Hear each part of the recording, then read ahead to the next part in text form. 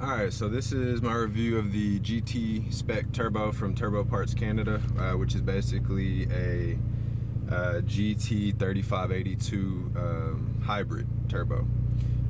First impressions are this turbo is excellent. The spool is very similar to the red Spec that they have, which is the turbo that I had previous to this one, and on that one it pretty much averages about right at 500 wheel horsepower on E85. A little bit higher in colder weather when the IATs are like under 60 degrees, you know, get a little bit extra load, but generally it's about a 500 wheel horsepower turbo on E85 with stock cams and everything like that. This turbo, from what I'm seeing so far, in the tune is pretty much, I'm pretty much done with the tuning on this, and the numbers that, you know, it looks like it's hitting pretty consistently is anywhere between 550 wheel to 560 wheel horsepower, and right around 410 to 420 wheel torque. And keep in mind that this is done in a little bit warmer weather, like on those pulls where I log, you know, to see where the power was at, IATs were above 80 degrees Fahrenheit, so, you know, fairly warm IATs. I expect in like cold weather, like maybe like a 30-40 degree day, this thing can make as high as 570, maybe close to 580. And I will follow up, like once it gets a little bit colder around here. Come down in Texas, so, you know, it's rare that we get consistent cold weather, but I definitely plan on you know, retesting power and everything like that on a nice cold day, and I'll, you know, report back what kind of power that ended up making. But yeah, this turbo I'm very happy with, and I definitely would highly recommend it. Anything from Turbo Parts Canada is honestly really good. You know, if anybody's seen my other videos and everything like that, you know, I ran their red Spec for 2 years. 2 years. And I raced it all the time. I daily drive this car, and I'm not talking like 5,000 miles a year daily driving. I'm talking like I put 20 to 30,000 miles a year on this Evo. Every day I drive it. 'Cause I like it. You know, I always believe, you know, if I'm gonna mod something, make it fast and everything like that, you know, I'm gonna get my, you know, use out of it. I'm gonna drive it every single day, and I do. And this thing has given me zero issues. It's currently got 86,000 miles on it right now. It's been making over 500 for the last 2 years, and probably since about 45,000 miles or so. So about 40K miles of, you know, big power on it. And you know, I did a compression test about 3 months ago, and it literally came back 150 across the board, basically. I mean, you know, everything looked good there as far as compression goes. So yeah, I mean, you know, it's reliable, definitely reliable. And, you know, same for the turbo from Turbo Parts Canada. It never gave me any issues, you know, no smoking or anything like that. And actually, when I upgraded this one, somebody local here that I've tuned, you know, he was stock turbo E85, made right under 400 wheel. So he's going up to my old red, and when that turbo was pulled off, perfect condition, you know, no shaft play, nothing like that. So it's gonna live in another Evo, and we're gonna get him the 500 wheel. So yeah, highly recommend anything from Turbo Parts Canada. Definitely a quality product. And, you know, whenever you get your turbo, they send it with a balance sheet, so you have all your balance specs and everything like that. So you know that, you know, everything was balanced properly, and, you know, there's no issues with it, you know. So it's far from cheap quality, I guess you could say. And they even use brand new parts, you know. So there's a lot of these, you know, I'm not gonna say no names, but, you know, there's some turbos out there where all they're literally doing is taking a old Evo X turbo, a used turbo, upgrading the wheels, and that's it, you know. So the problem with that is the, you know, stock turbine housing is prone to cracking. So anybody out there that's upgraded their stock manifold, it's literally 100% chance that it's gonna crack, that manifold crack. Same for the turbine housing on the turbo. It's just a matter of when will it start cracking. So, you know, you're gonna run into that issue with those other turbos. Turbo Parts Canada, they use stainless steel turbine housing. So absolutely no issues, no worries as far as cracking goes and things like that. And then also you can see I'm driving this car around. It literally drives like stock. You know, there's no lag or anything like that. It's very responsive. You know, low end is fine. I mean, it's very responsive, and you know, it's not a dog or anything like that, super laggy or anything. Then as far as the spool up goes, you can probably see about 14 psi around 3K 3500, and this turbo is all in, like full boost, at about 4300 RPM. So what's shocking is I lost 0 spool from this turbo, from the red to this one. It's identical, literally. It's identical spool. The only difference with this is I can definitely feel that the top end is much stronger. It's got just a constant pull all the way to 7500, which is what I shift at, and what I usually recommend for most people that are big turbo, stock blocks, stock cams, everything like that. I typically recommend, if I'm gonna tune anybody like that, I tell them not to take it over 7500, and they shouldn't have any kind of issues. But yeah, it pulls hard, no let up, and with cams, if you did add cams, I'm pretty sure this thing would see well over 600 wheel horsepower. I'm still on ID 1300s right now, so I am limited by injector. 1300s, I wouldn't take much past about 580 wheel.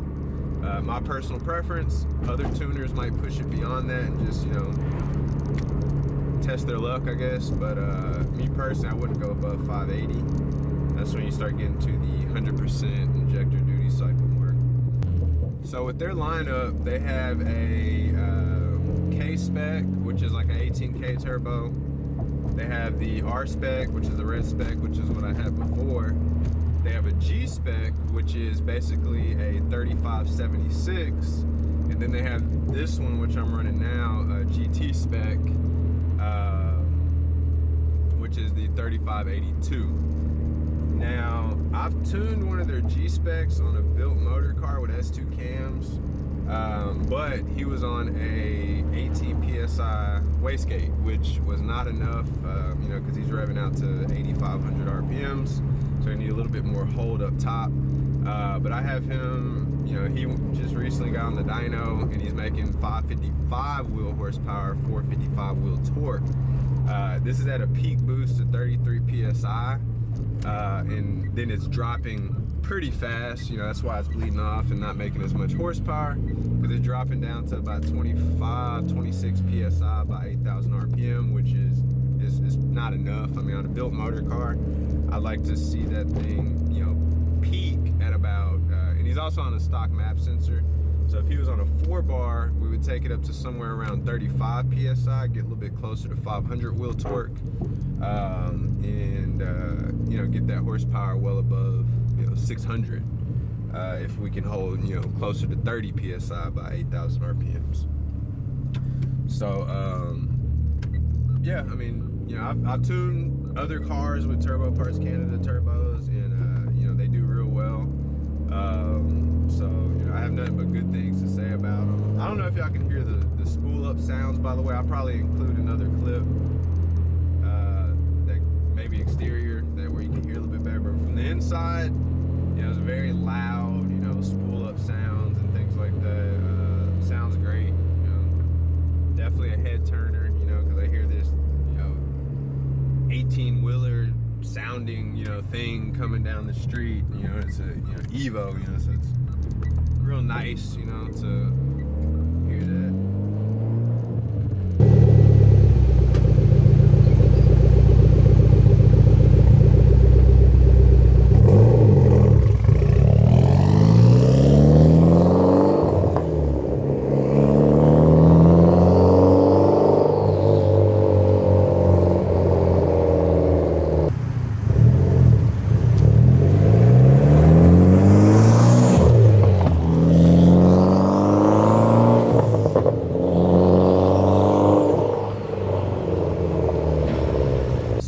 recommendation for anybody out there, you know, if they've been, you know, looking at the turbo offerings from Turbo Parts Canada, I'd say this. So if you're looking for, you know, 400 to 450 wheel horsepower on a, you know, E85 or, you know, something like that, I would recommend the red Spec. I mean, that's just my personal recommendation. I would just go straight to the red Spec because the lag is you know, not an issue or anything like that. And then you have a little bit more headroom, you know, versus that K-Spec turbo.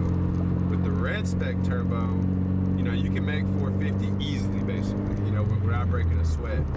And then, you know, once you get the itch, because you will, you know, everybody always, you know, until you get to about 500 plus wheel, that's when you start being, you know, okay with the power and everything like that. And, you know, but 450, you get used to that real quick. It's not that crazy. I mean, it's quick, but you're gonna want more within a couple months. So I'd recommend a red Spec. If anybody's looking for 500 wheel, like a flat 500 all day, every day, without, you know, pushing the turbo too crazy, I'd recommend their G-Spec, which is a 3576.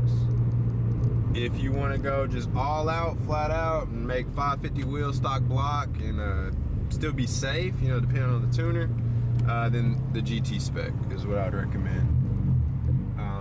You know, because that would get you to 550, you know, all day without issue. So I'm gonna do a little pull right here, a little second gear hit, getting on the freeway.